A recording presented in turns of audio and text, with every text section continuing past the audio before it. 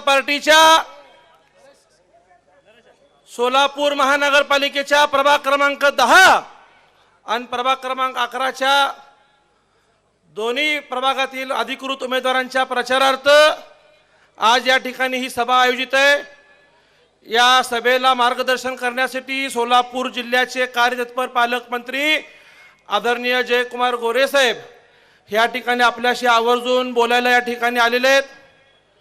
या सभेला येत असताना मला 1992 ते 2024 हा सगळा कार्यकाळ डोळ्यासमोर येत होता। गोंधळी वस्तीमधून आत येताना सागर चौक ते महालक्ष्मी चौक ते या शिंदे शाळेसमोर पर्यंत येताना या घरकुलचे भाग्यविधाते स्वर्गीय महेश अण्णा कोठे यांनी या भागाचं नंदनवन करण्यासाठी घेतलेलं जिजवलेलं प्रत्येक क्षण प्रत्येक परिश्रम या ठिकाणी माझ्या डोळ्यासमोर येत होता। या सभेला उपस्थित राहत असताना इथं येत असताना या व्यासपीठावरती इथल्या जनसमुदायाने दिलेलं प्रेम, या सभेला उपस्थित महेश अण्णांचे सर्व जुने सहकारी, महेश अण्णांच्या पाठीशी राहणारे सगळे माझे युवक सहकारी आणि या सगळ्या महिला भगिनी या ठिकाणी इतक्या मोठ्या संख्येने उपस्थित राहत असताना मला माझं मन अतिशय भरून आलेलं आहे। आज मी या कोठे परिवारातला आमदार म्हणून या ठिकाणी या विडी घरकुलमध्ये पहिल्यांदाच या ठिकाणी बोलायला आलो आहे। परंतु हे सौभाग्य म्हणावं की ज्या आमदारकीसाठी 35 वर्ष तात्यांनी संघर्ष केला, 15 वर्ष महेश अण्णांनी संघर्ष केला आणि माझ्यासारख्या एका 34 वर्षाच्या युवकाला आदरणीय तात्यांच्या आदरणीय महेश अण्णांच्या पुण्याईने माननीय देवेंद्र फडणवीस साहेबांच्या आशीर्वादाने ही आमदारकी मिळाली आणि आपल्याशी संवाद साधत असताना हा क्षण जितका आनंदाचा वाटतो त्याहून माझ्या काळजावर दगड ठेवून व्यक्त व्हावंसं वाटतं की या घरकुलचे भाग्यविधाते महेश अण्णा हे आज आपल्यात या ठिकाणी नाही आहेत, परंतु महेश अण्णांचा आशीर्वाद, महेश अण्णांचा विचार, महेश अण्णांचं कार्य पुढे घेऊन जाण्यासाठी मी असतील, माझे मोठे बंधू डॉक्टर सूर्यप्रकाश असेल, माझा लहान भाऊ प्रथमेश असेल, आम्ही सगळेजण प्रामाणिकपणे प्रयत्न करतोय। या विडी घरकुलचा सर्वांगीण विकास होण्यासाठी, तर रोड रस्ते ड्रेनेज लाईट पाणी दिवाबत्ती होण्यासाठी महेश अण्णांनी अनेक वर्ष प्रयत्न केले। अनेक निवडणुकीला मी या ठिकाणी आलोय, काम करत असताना मला बालपण आठवतं की उघड्या गटारी या ठिकाणी असायचे, डुकरं रस्त्यावरती उघड्याने फिरायचे, महिला काय मागायचे तर एखादा हातपंप मारून द्या, एखादा दिवाबत्ती बसवून द्या। परंतु आज ह्या भागात शाळा सुरू करणं असेल, नळाला पाणी देणं असेल, ड्रेनेज असेल, रस्ते असतील, मैदान असतील, समाज मंदिर असतील, ही सगळी कामं शहराचा विकास मॉडेल म्हणून जर कोणी समोर आणलं असेल तर ते महेश अण्णा कोठे यांनी समोर आणलेलं आहे। परंतु मी या विडी घरकुलवासियांना एकच बोलेन, आज या ठिकाणी माझ्याकडे विकासावर बोलण्यासाठी माझं मन तयार होत नाहीये। माझ्या डोळ्यासमोर फक्त अण्णांचे विचार, अण्णांची भावना डोळ्यासमोर येते। मी सर्व घरकुलवासियांना हात जोडून विनंती करतो, या घरकुलवर महेश अण्णांचं खूप प्रेम होतं। आमच्या कोठे परिवारातील सगळी लग्न, माझी असेल, डॉक्टर सूर्यप्रकाशची असेल, माझ्या बहिणीची असेल, ही सगळी लग्न या जुनी मिल कंपाऊंडमध्ये मोरारजी पेठेत झाली। परंतु महेश अण्णांचा हट्ट होता की हे घरकुल माझं कुटुंब आहे, हे घरकुल माझं प्रेम आहे, प्रथमेश माझा एकुलता एक मुलगा आहे आणि माझ्या मुलाचं लग्न माझ्या घरकुलमध्ये झालं पाहिजे।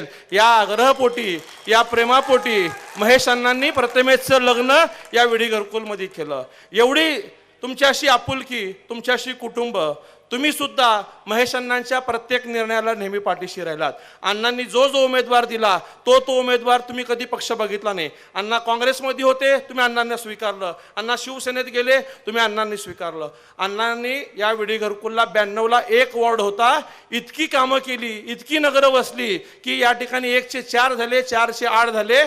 यातनं किसन सर्वजन सरकार सहकारी, शिवराज मेरगुण सरकार सहकारी, मोहन कोंडीन सरकार सहकारी, विठ्ठल कोटान सरकार सहकारी, सामल सरकार सहकारी, श्रीकांत गोरम सरकार सहकारी, हे या सगळ्या सामान्य कार्यकर्त्यांना अण्णांनी तिकीट देण्याचं काम केलं।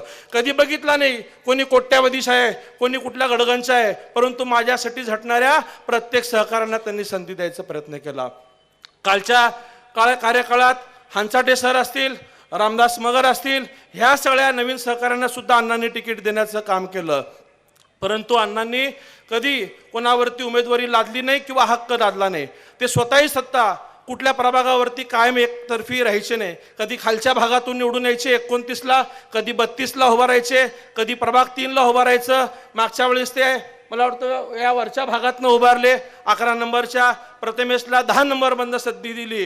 प्रत्येक वेळेस अण्णांनी मतदारसंघ बदलला, पण तुम्ही अण्णांच्या पाठीशी, अण्णांच्या कार्यकर्त्यांच्या पाठीशी राहिलं. या व्यासपीठावरनं मला हंसाटे सरांचं सुद्धा कौतुक करावं वाटतं की आज त्यांना पक्षाकडनं उमेदवारी मिळत असताना सुद्धा माझ्या सहकार्याला अप्पू कडगंचेला उमेदवारी मिळावं म्हणून त्यांनी नगरसेवक पदाचा त्याग केला. ही भावना कुठंतरी प्रत्येकाने स्वीकारली पाहिजे. अण्णांनी कधी कोणाला काही कमी पडू दिलं नाही. विकासासाठी कार्यकर्त्याच्या पाठीशी उभा राहण्याचा प्रयत्न केला. गोरे भाऊ, आज हा विडी घरकुलचा व्यासपीठ आहे. या व्यासपीठावरनं मी अण्णांच्या सहकाऱ्यांना, विशेषतः विठ्ठल कोटांसारख्या महेश अण्णांच्या सहकार्याला विनंती करतो की अण्णांनी सुद्धा मेंबर तुम्हाला 2 वेळा संधी दिलेली आहे. आपणही कुठेतरी थांबलं पाहिजे, आपणही कुठेतरी अण्णांच्या निर्णयाच्या पाठीशी राहिलं पाहिजे. मी स्वतः तुमच्यासाठी सकारात्मक होतो की तुम्हाला प्रभाग 11 मधनं तिकीट देता येईल का, तुम्हाला प्रभाग 9 मधनं तिकीट देता येईल का. परंतु काही थोडीशी तुमची घाई झाली आणि तुम्ही राजकीय संन्यासाचा निर्णय महेश अण्णांना स्मरण करून जाहीर केलात. एकीकडे आपल्या राजकीय गुरुला संन्यासाची भूमिका घेतल्यानंतर, स्वीकारल्यानंतर पुन्हा 4 दिवसानंतर आपण निवडणुकीला सामोरं जाणं म्हणजे आपल्या राजकीय गुरुचा अपमान आपण स्वतः करणं आहे. ही चूक तुमच्याकडनं होऊ नये. तुम्ही माझ्या परिवारातले सदस्य आहेत. मी या व्यासपीठावरनं तुम्हाला विनंती करतो, आपल्याला भारतीय जनता पार्टीने स्वीकारलंय. कालच्या निवडणुकीला महेश अण्णा भाजपच्या विरोधात असताना सुद्धा मुख्यमंत्री साहेबांनी आपल्याला सोबत घेतलं. त्याचं कारण काय तर या व्यासपीठावरनं आज मी जाहीर सांगतो, 13 डिसेंबरला महेश अण्णांनी मला सांगितलं की देवेंद्र, आपल्या परिवाराचा संघर्ष एका आमदारकीसाठी होता, तो तात्यांना मिळाला नाही, तो मला म्हणजे महेश अण्णांना मिळाला नाही, पण तो तुझ्या रूपाने आपल्या परिवाराला आहे. तू काय मला वेगळा नाही, तूही माझा मुलगा आहे. आपल्या घराला आमदारकीची पाठी लागली आहे, तर मला आता राजकारण करायचं नाहीये. मी समाजकारणात आणि व्यवसायात लक्ष देतो. प्रथमेशला तुला जोडून देतो, प्रथमेशला मी निवडून आणेल, माझ्या कार्यकर्त्यांना निवडून आणेल. पण कुटुंबात एकदा आमदारकी आल्यानंतर आपला कुटुंब वेगवेगळ्या पक्षात काम करणं योग्य नाही. तर तू फडणवीस साहेबांना बोल, प्रथमेशसह माझ्या सगळ्या सहकाऱ्यांना भाजपमध्ये घेऊन चल, मी पण तुझ्या सोबत येईल आणि मग आपण भारतीय जनता पार्टीची सत्ता महापालिकेत आणू. हे महेश अण्णांचं माझ्याशी बोललेलं शेवटचं शब्द आहे. अण्णांनी माझ्याकडे व्यक्त केलेली शेवटची इच्छा आहे. वास्तविक पाहता अण्णा प्रयागराजला जाताना सुद्धा मुख्यमंत्री साहेबांच्या संपर्कात होते. अण्णा प्रयागराजमधून 13 तारखेला मुख्यमंत्र्यांच्या सचिवांच्या सोबत संपर्क होते. अनेकांना महेशांना फोनवर बोलले की 17 तारखेला आल्यानंतर मी निर्णय घेऊ. परंतु आपल्यावरती काळाचा आघात आला. अण्णा इथं येण्यापूर्वी अण्णांचं निधन झालं. मरण पुण्याचं होतं, पण वेळ चुकीची होती. या कोठे परिवाराला आमदारकी मिळालेला सुख महेश अण्णांनी अनुभवायला हवं होतं, परंतु नियतीला काहीतरी वेगळं मान्य होतं. मी विडी घरकुलच्या जनतेला इतकंच विनंती करेल, कोठे परिवारातला एक सदस्य प्रथमेशचा मोठा भाऊ म्हणून एवढंच विनंती करेल, विशेषतः सगळ्या जुन्या कार्यकर्त्यांना महेश अण्णांच्या सहकार्याला विनंती करेल की प्रथमेशला पदरात घ्या.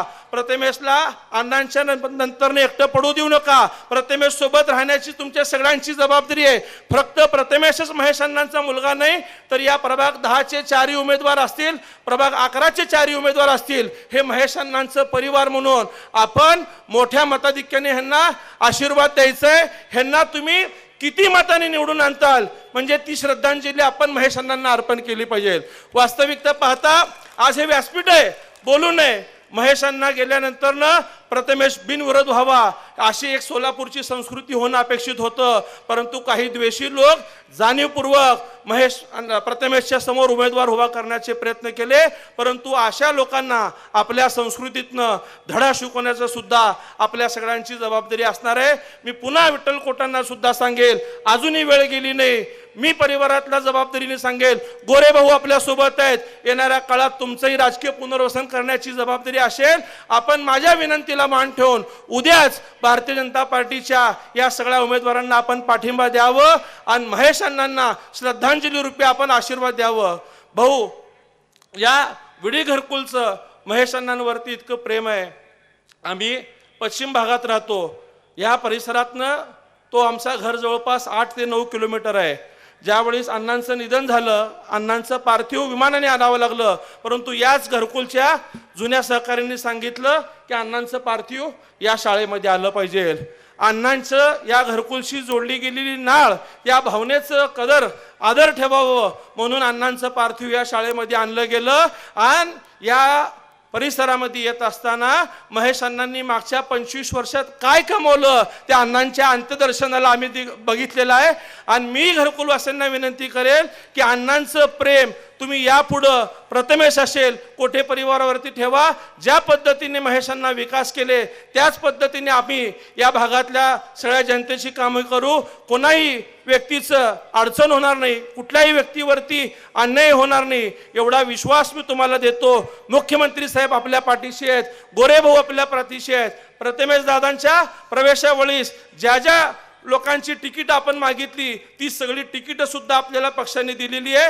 हे तिकीट घेत असताना कोणी भारतीय जनता पार्टीतल्या जुन्या सहकार्याने सुद्धा वाईट वाटून घेऊ नये की तुमच्यावरती अन्याय झाला. व्यासपीठावरील विजय रामपुरे सुद्धा एक उदाहरण आहे की जो व्यक्ती महेश अण्णांसोबत राहिलाय अशा रामपुरे काकांना सुद्धा न्याय देण्याचं काम जर कोणी केलं असेल तर ते प्रथमेश कोटेंनी केलेलं आहे. त्यामुळं भारतीय जनता पार्टीतला जुना कार्यकर्ता असेल किंवा कोटे परिवाराचा जुना कार्यकर्ता असेल, ह्या सगळ्यांना सोबत घेऊन पुढे जाण्याची क्षमता प्रथमेशमध्ये दिसेल. विकासाची जबाबदारी सुद्धा प्रथमेशची असेल. तो भाऊ म्हणून कुठेही कमी पडणार नाही, मी मोठा भाऊ म्हणून त्याच्यासोबत राहील एवढा विश्वास आपल्याला देतो. शहर मध्य विधानसभामध्ये मी कशा पद्धतीने काम करतोय हे आपण सगळ्यांनी पाहिलंय.